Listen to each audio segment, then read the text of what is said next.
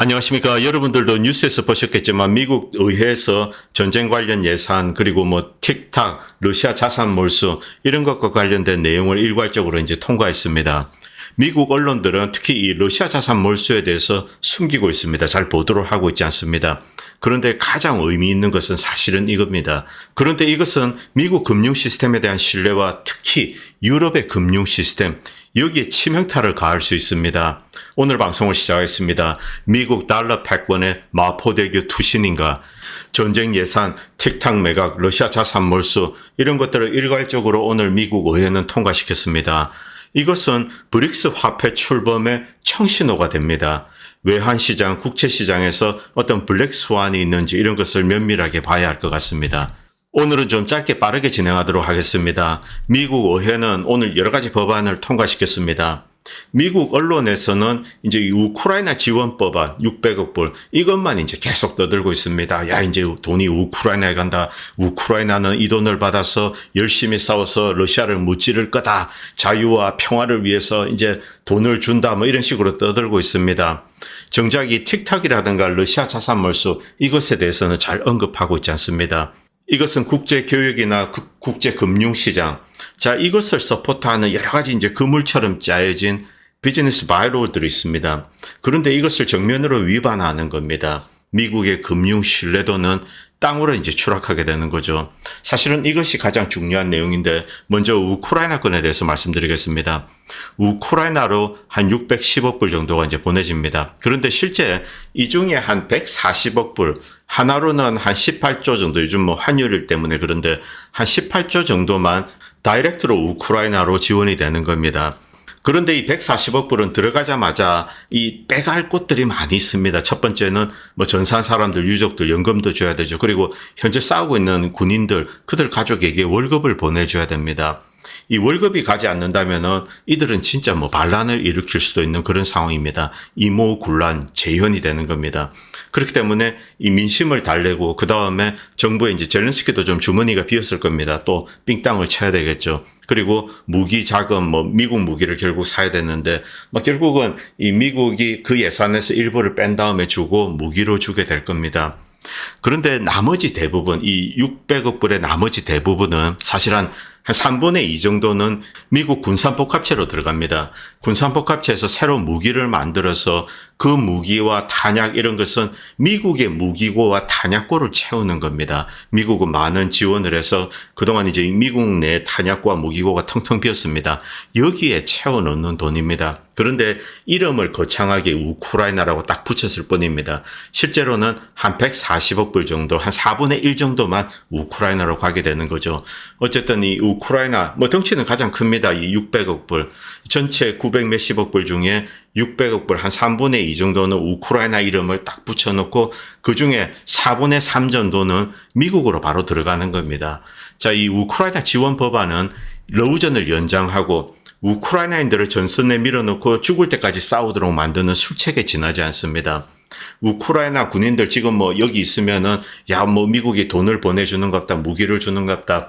조금 기운을 이제 복돋아 줄 수는 있습니다. 그러나 현실을 아는 우크라이나 군인, 우크라이나 국민들은 미국의 이런 행태를 비웃을 겁니다.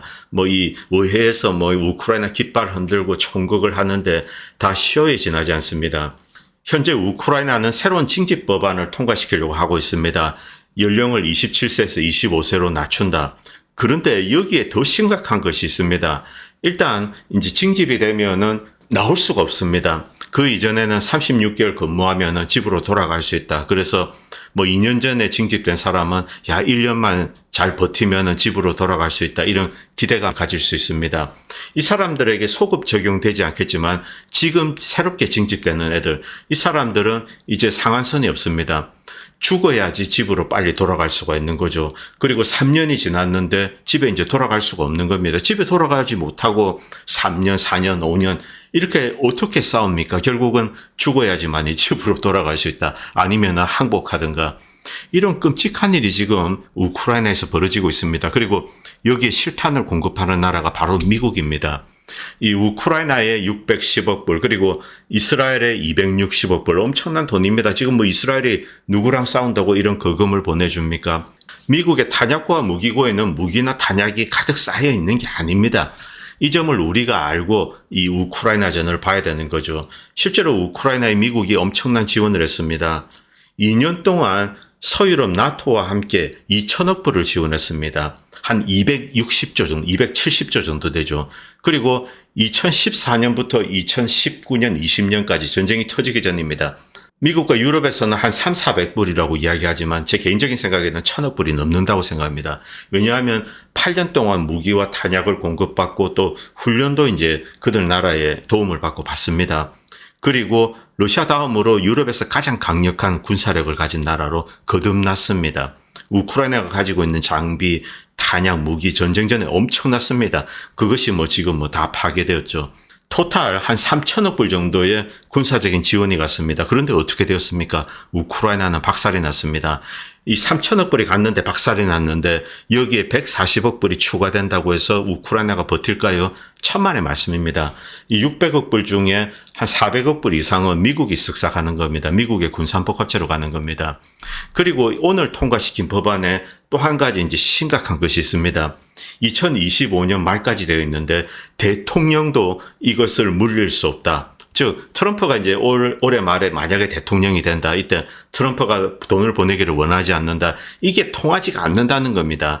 만약 무리하게 손을 대려고 한다면 아마 여야가 합쳐서 탄핵시킬 것 같습니다. 마조리 테일러 그린 의원이 오늘 이런 이야기를 했습니다. 이 전쟁, 우크라이나전은 미국 국민 70%가 지지하지 않는다. 즉각적인 휴전을 요구하고 있습니다. 지금 가자 사태도 마찬가지입니다. 미국 국민의 거의 한 70%가 이제 휴전을 해야 된다. 더 이상 공격하지 말아야 된다. 이렇게 생각하고 있습니다. 그런데 여기에 전쟁을 연장하기 위해서 일단 우크라이나에 610억 불 이렇게 예산을 잡았습니다. 이것을 비판했습니다. 이 녹티스 드라이브는 이 친구는 이라크전에 참전했었습니다. 그리고 돌아와서 PTSD에 시달리다가 또 이제 자살 시도까지 했었습니다. 저도 몇 번 인용해서 여러분들도 기억나실 겁니다. 우크라이나에 대해서 더 많은 원조와 돈이 우크라이나의 승리를 의미하는 것이 아니다. 왜 이것을 이해하지 못하는가? 지난 2년 동안 우리는 우크라이나에 몇천억 달러를 보냈다. 2년 동안 서구와 합치면 한 2천억 달러, 하나로는 한 270조 정도 됩니다. 이 정도의 거금을 퍼붓습니다. 어떻게 되었습니까? 더 파괴되었습니다. 그리고 전쟁 전에 또 한 별도의 1,000억 불 정도 퍼졌습니다. 그것도 다 박살이 났습니다. 우크라이나군은 지금 최소 50만에서 최대 한 75만 명 정도 이 정도의 우크라이나 병사들이 죽고 그리고 한 150만 명 정도 100만에서 150만 정도의 부상자들 이들은 다시 전쟁을 할 수가 없습니다. 이런 끔찍스러운 상황에 몰렸는데 돈만 주면은 저들이 이기겠다. 고작 140억 불 줘서 지금 있는 군인들 월급 주고 좀 달래는 거죠. 계속 더 싸워라. 싸울 때까지 싸워라. 죽을 때까지 싸워라. 이 용도밖에 되지 않는다는 겁니다. 우크라이나는 더 많은 영토를 잃었고 우크라이나는 수십만 명의 남성과 여성을 잃었다. 우크라이나의 문화와 경제는 결코 회복되지 않을 것이다. 국가 자체가 소멸 단계로 들어가고 있습니다. 우크라이나는 방어를 위해서 수십 명의 러시아인을 죽이는데 성공했냐? 그렇겠죠. 그런데 이것이 우크라이나의 승리를 의미하는 것이 아니다. 우크라이나는 승리하기에 충분한 전력을 갖고 있지 않고 방어하기에도 충분하지 않다. 아마 목표는 러시아를 최대한 약화시켜서 러시아가 약화되면은 그 다음에 나토와 미국이 들어가서 혼을 낸다. 이런 생각을 나토와 미국은 할 수 있습니다. 깜찍한 발상이죠. 불가능합니다. 효과가 없을 겁니다. 러시아는 군사력, 경제력, 그리고 애국심 모든 면에서 더욱더 강해졌습니다. 러시아 측 인명피해, 이 돈바스 민병대 다 포함한 겁니다. 그리고 이제 바그너 그룹도 5만 명 정도, 물론 이것도 좀 안에 들여다보면 문제가 있다고 생각하지만 이 정도밖에 되지 않습니다. 그리고 부상자 한 10몇만, 이 정도로 이제 봐야 되는 거죠. 그러나 러시아에는 직접 자원하는 사람들이 넘쳐날 정도입니다. 이들 자원자만 해도 거의 한 30만 명에 달하고 있습니다. 이들 전쟁에 투입하고 있지 않습니다. 러시아는 주력군 지금 전쟁에 투입하고 있지 않습니다. 나토와의 전쟁에 대비하고 있는 겁니다. 그들이 왔을 때 진짜 무력을 보여주겠다. 그리고 미국과 서구가 할 수 있는 것은 아무것도 없다. 이것이 현실입니다. 러시아는 이 나토와 미국이 뭐라고 생각하든 상관없습니다. 우크라이나에 미군이 들어와서 뭐 핵미사일을 설치한다. 이것을 용납을 하지 않습니다. 이 결정은 우리가 내리는 게 아닙니다. 러시아 스스로 판단하는 겁니다. 나토와 미국의 어떤 이제 이 악마적인 세력이 있다. 그들이 우크라이나에 핵미사일을 배치하고 러시아를 겨냥해서 뭐 목을 재려고 한다. 이것은 러시아의 실존적인 위협이다. 이 실존적인 위협으로부터 벗어나기 위해서 우크라이나를 점령하겠다. 이렇게 결정하면 끝이라는 거죠. 그리고 미국과 나토가 직접 들어와서 싸운다고 하더라도 패할 가능성이 훨씬 높습니다. 러시아는 이전에 이 앉아서 대화할 준비가 되어 있다. 그런데 러시아는 그와 동시에 전쟁을 끝까지 수행해서 우크라이나를 완전히 파괴할 그럴 준비도 하고 있다는 겁니다. 러시아는 지금 아주 이제 가지고 있는 병력에 비해서 작은 규모의 군대를 보내가지고 이 분쇄기를 이용해서 서서히 갈아서 없애고 있습니다. 뭐 10대 1, 최근에는 뭐 거의 한 20대 1의 교환 비율이라고 합니다. 특히 글라이드 폭탄, 활공 폭탄이 이 전력이 강화되면서 뭐 폭탄으로 한 이 후방 150km 이럴 때 완전 박살을 내버리는 거죠. 그래서 중요한 무기나 뭐 탄약 이런 것들이 전선에 오지 못하도록 아예 원천 차단해버리고 있습니다. 계속 이렇게 갉아먹어서 들어가는 거죠. 이런 소모전에는 러시아가 천재입니다. 이 러시아는 아주 효율적으로 싸우고 있는 거죠. 140억불 줘봐야 아무런 효과가 없다는 겁니다. 결국 협상을 해라. 우크라이나의 중립화 그리고 디나치피케이션 이런 것만 하면 됩니다. 그리고 이 러시아는 우크라이나가 EU에 가입하는 것, 경제적인 측면에서 EU에 가입하는 것 이것을 반대하지 않는다고 이미 선언했습니다. 군사적으로 중립화되고 러시아를 위협할 요인들을 우크라이나 땅에서 제거한다면은 우크라이나에는 뭐 이 EU에 들어가든 상관이 없습니다. 활발히 경제 활동을 해서 재건을 하는 거죠. 그리고 그들의 재건에 러시아가 결정적인 도움을 할 겁니다. 뭐 이것은 이 역사적으로, 민족적으로, 인종적으로 너무나 당연한 겁니다. 우리는 수십억, 수조 달러를 보낼 수 있지만 우크라이나에는 유한하다. 우크라이나에는 사람들이 소멸되면 사람은 다시 만들어지지 않습니다. 누가 장갑차를 조종할 것인가? 자, 여기서 중요한 것은 러시아가 뭐 도덕적으로 옳다 그러다 이런 것은 상관이 없다는 겁니다. 러시아가 이 우크라이나 내 나토와 미국의 세력이 들어온다. 이 나토에 가입한다. 이것은 러시아가 용납하지 않겠다. 그 판단은 러시아가 한다는 거죠. 자, 이제 러시아는 자신의 판단에 따라서 자기가 해야 될 일을 하고 있습니다. 미국과 나토에게 우크라이나는 아무것도 아닙니다. nothing입니다. nothing. 우크라이나의 생명, 재산, 우크라이나의 문화, 예술, 영토 마찬가지입니다. 아무런 관심이 없습니다. 우크라이나가 지구상에서 당장 사라진다고 하더라도 미국과 서유럽에 있는 사람들은 눈물 한 방울 흘리지 않습니다. 이 현실을 이 녹터스 드레이버는 이야기를 하고 있는 겁니다. 자, 이것이 지금 우크라이나의 현황이죠. 미국과 서유럽에 있는 사람들은 이런 무덤에 대해서 어떠한 눈물도 흘리지 않고 관심도 없습니다. 슬픔조차 느끼지 못하고 있습니다. 아예 관심이 없는 거죠. 이 미국과 서유럽 사람들에게는 이들은 러시아와 같은 슬라브인일 뿐입니다. 그들의 어떤 힘의 팽창, 여기에 걸림돌이 되는 슬라브인, 이렇게밖에 이제 생각하지 않는다는 겁니다. 마리아 자하로바가 이런 이야기를 하고 있습니다. 미국이 글로벌 위기를 이제 심화시키고 있다. 키예프 정권에 대한 지원은 테러 활동에 지원하는 것이고, 대만에 지원하는 것은 중국 내정에 간섭하는 것이고, 이스라엘에 대해서는 이 지역에 전례 없는 사태가 확대되도록 만드는 거다. 특히 이 대만에 대해서 미국은 공식적으로 원 차이나 팔리시를 유지하고 있습니다. 그리고 대만은 중국의 일부라고 미국은 공식적으로 선언을 했습니다. 국무부 갑오색에 딱 박혀 있습니다. 그런데 왜 개입하는가? 이것은 내전 유발이다. 논리적으로는 그렇습니다. 정말 미국이 대만을 독립시키고 싶다면 먼저 미국 국무부에 그것부터 바꿔야 되는 거죠. 중국에 대한 약속을 깨야 됩니다. 원 차이나 팔리시를 이제 거부를 해야 됩니다. 그 다음에 대만인들이 나는 이제 중국 밑에서 절대로 살 수 없다. 죽어도 이제 중국에서 독립하겠다. 떨어져 나오겠다.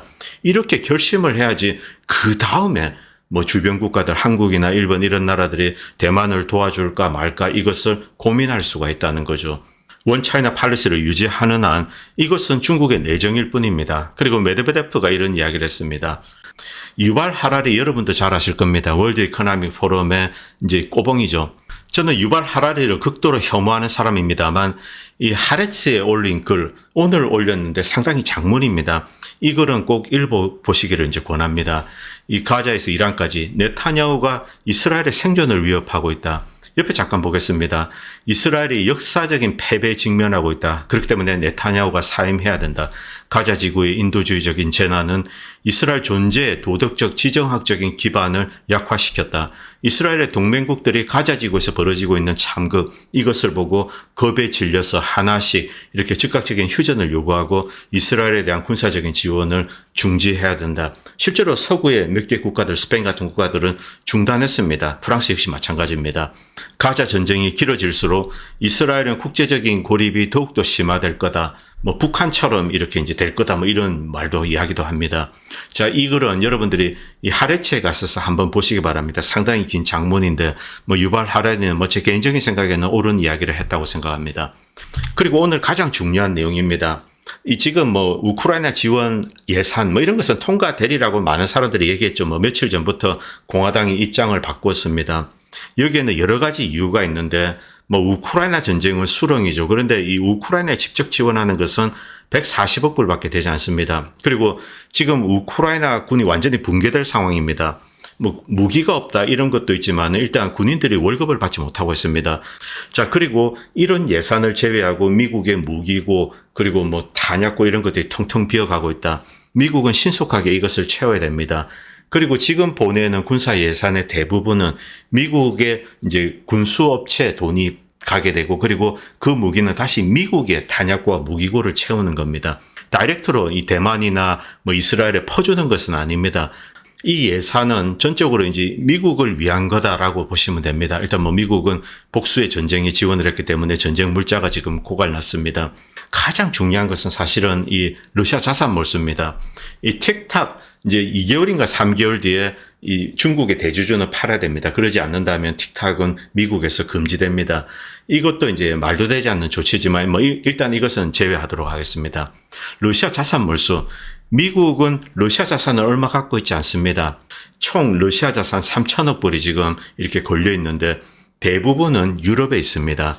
그런데 미국이 러시아에 투자한 자산들이 있습니다. 자, 그것은 80억 불을 훨씬 초과합니다. 그중에 상당 부분은 미국이 이미 포기하고 나왔습니다. 그리고 남은 부분을 러시아가 이렇게 몰수를 하게 될 겁니다. 굳이 이런 짓을 할 필요가 없었다는 거죠. 그냥 러시아랑 딜을 해서 그 남아있는 거 너희들 가져 그냥 이 돈 우리 주면 안 돼. 아니면 이 80억 불로 사고 파는 걸로 하자. 이렇게 딜을 칠 수도 있습니다. 물론 이것은 그냥 간단하게 평이하게 말씀드리는 겁니다. 그런데 굳이 러시아 자산 몰수법 이런 것을 만들 필요가 있었을까? 미국 입장에서는 그렇게 할 필요가 전혀 없었습니다. 이렇게 한다고 해서 미국이 이득 보는 거 아무것도 없습니다. 오히려 엄청난 손해를 보게 됩니다. 그런데 즉각적으로 유럽에 압력을 넣게 됩니다. 유럽은 거의 이제 러시아 자산의 대부분을 이제 유럽에 있는 금융기관이죠. 여기에 있는 것들, 이것은 유럽이 컨트롤하게 됩니다. 만약 유럽이 똑같은 결정을 내리게 된다면 유럽 역시 러시아 내에 엄청난 이제 투자를 했기 때문에 러시아 역시 이것을 인수를 하게 될 겁니다. 그런데 이게 중요한 게 아니라는 거죠. 국제 금융 시스템의 가장 중요한 것은 누가 맡겼을 때 그것을 끝까지 보호하고 원금을 보호하고 그다음에 이자가 붙으면은 그것을 이제 이렇게 챙겨두고 이것이 국제 금융의 기반입니다. 600년 전부터 1400년대부터 이 룰은 확립되고 그리고 심지어 전쟁이 터진 당사국끼리도 상대방 국가의 금융자산을 몰수를 하지 않습니다. 이것은 금융 룰의 위배가 되는 겁니다. 미국은 이런 짓을 몇 번 저질렀습니다. 2차 대전 때 일본계 미국인들의 자산을 몰수를 해버렸죠. 물론 진주만 습격에 대해서 고조가 되어 있고 그리고 2차 대전 때는 전 세계가 전쟁터입니다. 그래서 룰을 따질 수 없었다 그런 것은 좀 이해할 수 있습니다. 그런데 최근에 베네수엘라의 금을 이제 이 금이 영국에 있었는데 미국이 지령해서 영국이 그것을 몰수를 했습니다. 일단은 압류입니다. 자, 그리고 리비아의 금도 어디론가 이제 사라졌습니다. 이라크의 금도 어디론가 사라졌습니다. 어디로 사라졌는지 여러분들 잘 아실 겁니다. 그리고 아프가니스탄의 외환 보유금 60억 불입니다. 이것을 미국이 지고 이제 안 놓아주고 있습니다. 아직까지는 압류입니다. 베네수엘라 압류, 그리고 이제 아프가니스탄 외환 보유금 압류. 그런데 이 러시아 자산을 일단 압류는 했습니다만 이것을 몰수하겠다. 우리가 마음대로 쓰겠다. 이렇게 이야기를 했습니다. 이때 미국 금융 시스템의 근본적인 신뢰가 무너지게 되는 거죠. 자, 이것은 뭐 전쟁 배상금이라고 이야기하는데 미국은 아프가니스탄이나 이라크, 시리아, 리비아 여기에 어떠한 전쟁 배상금도 물어주지 않았습니다. 이 소송이 본격화된다면 전 세계에서 미국에 대해서 수를 하게 되는 거죠. 그리고 러시아 외환 보유금과 관련된 내용, 여기에 대한 디테일한 내용은 제가 별도의 방송을 한 달 전에 만들었는데 제가 밑에 핀 댓글 첫 번째 댓글에 링크를 올리도록 하겠습니다. 안 보신 분들은 밑에 핀 댓글 첫 번째 댓글에 링크 누르시고 한번 보시기 바랍니다. 이유가 러시아 자산을 몰수하면은 이것은 자멸하는 것이다. 명백합니다. 한 3천억 불 중에 거의 대부분을 이 유럽 금융기관이 이제 가지고 있습니다. 미국의 명령으로 이렇게 홀딩을 하고 있는 거죠. 그런데 이것을 만약에 몰수를 하게 된다, 전용을 하게 된다. 이때는 유럽의 금융 시스템 완전히 크래시 되는 겁니다. 미국이 이것을 노린 것이 아닌가. 미국이 가지고 있는 80억 불, 이것은 아무것도 아닙니다. nothing입니다.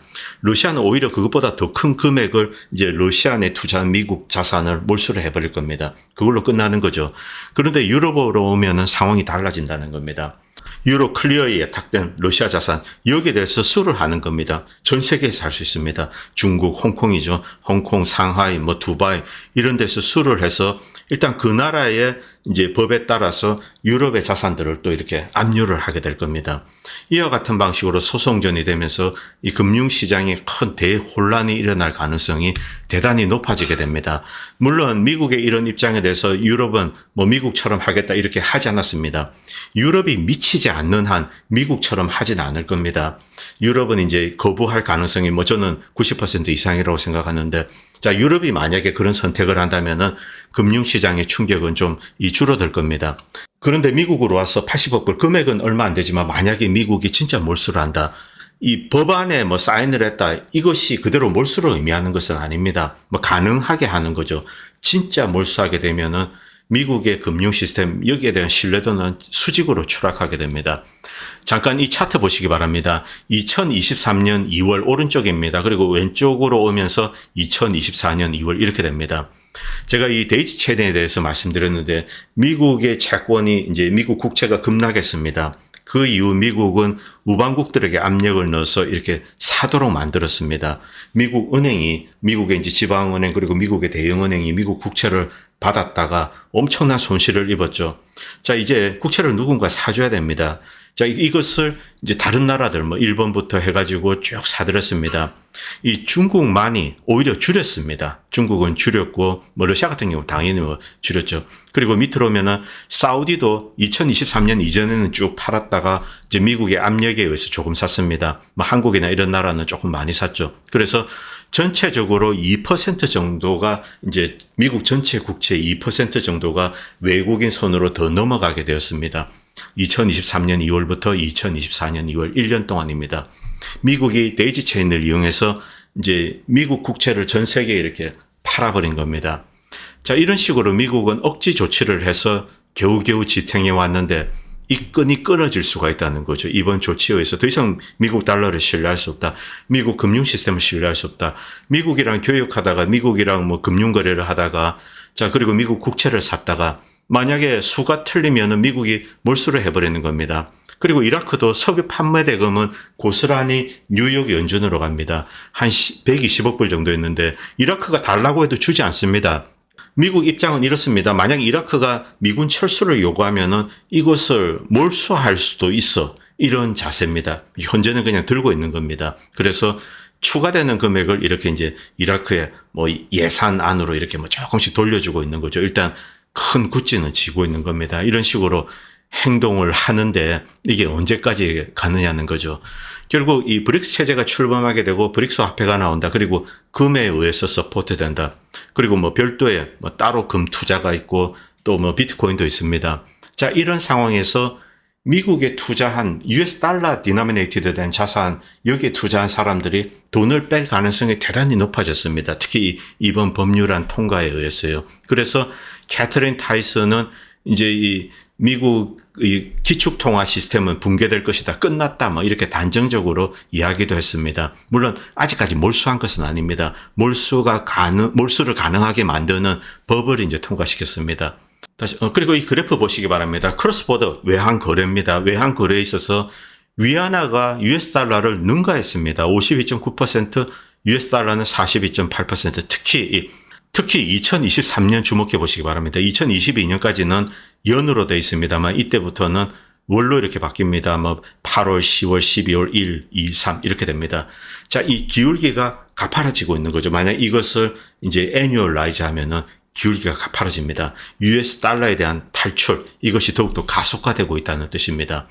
자, 그리고 아프리카 국가들은 미국을 덤프하고 있습니다. 미국 나가라, 그리고 미국과 뭐 달러 베이스 거래 이런 것을 포기하고 뭐 위안화를 이용한다든가 다른 나라 화폐로 러시아 이 루블로 이용하고 그렇게 거래를 하고 있습니다. 아예 국가 내에서 이 미군과 그리고 미국 연관된 뭐 프랑스와 연관된 산업시설, 생산시설 이것들을 아예 추방을 하고 있습니다.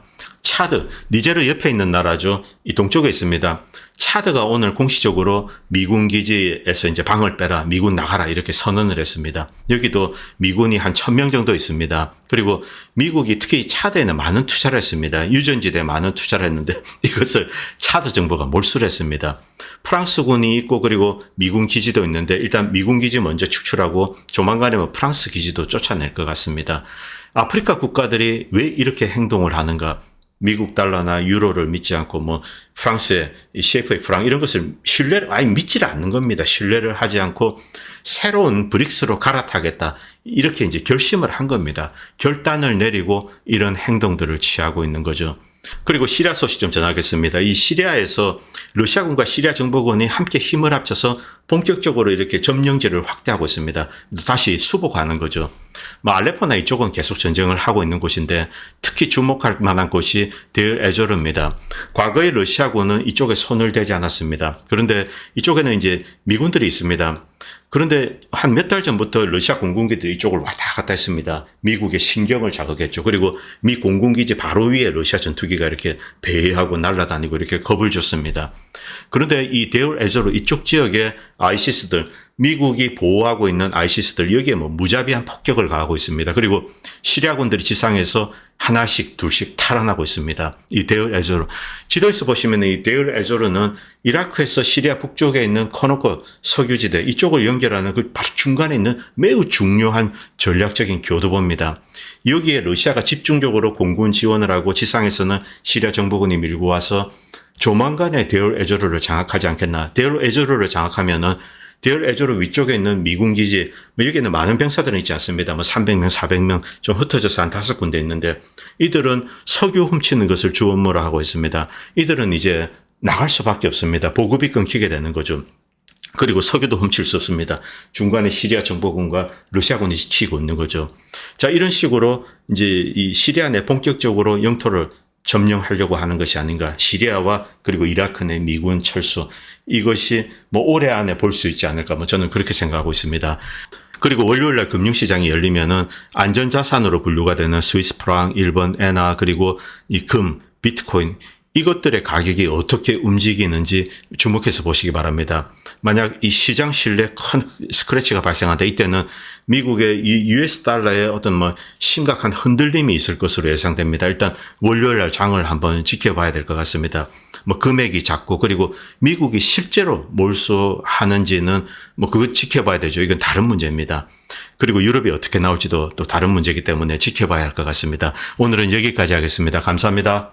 안녕하십니까. 본 채널은 유튜브 수익 창출 정지로 광고나 멤버십 없이 시청자님들의 후원으로만 유지됩니다. 여러분의 성원은 작은 목소리에 큰 힘이 됩니다. 감사합니다.